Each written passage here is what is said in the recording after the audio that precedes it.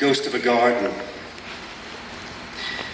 Sometimes I discover I have gone downstairs, crossed the grass and found myself in here, the tool shed, caught in a lash of brambles, bindweed and tall ivied trees like pipe cleaners.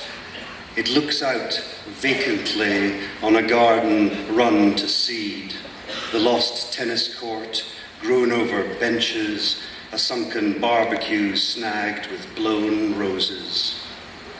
The courtyard walls are full of holes the swallows try to sow in and out of them like open doors. In the corner of the shed, my father is weeping, and I cannot help him because he is dead. I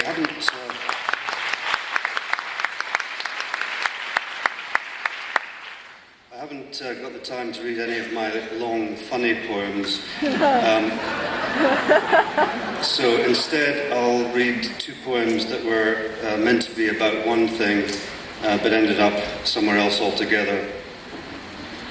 Artichoke. The nubbed leaves come away in a tease of green, thinning down to the membrane, the quick, purpled beginnings of the male. Then the slow hairs of the heart, the choke that guards its trophy, its vegetable goblet. The meat of it lies displayed, upended, al dente, the stub root aching in its oil.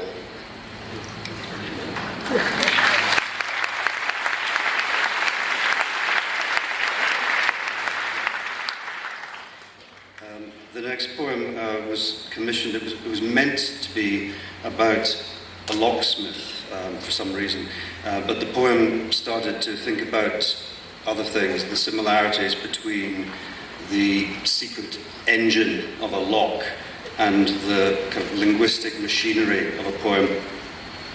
But then the poem decided to move on to more intimate physical connections over which I had no control. Wedding the locksmith's daughter.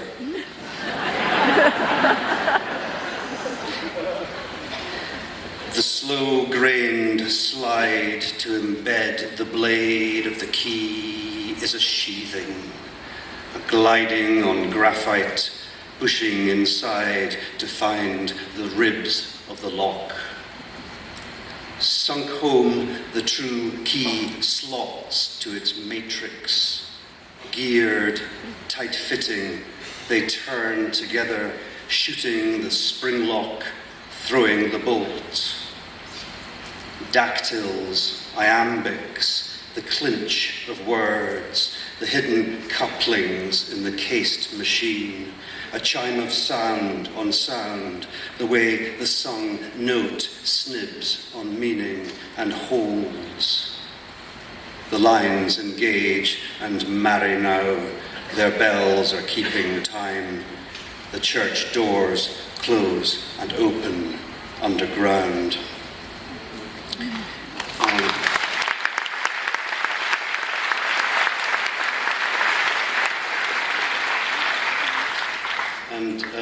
The last poem,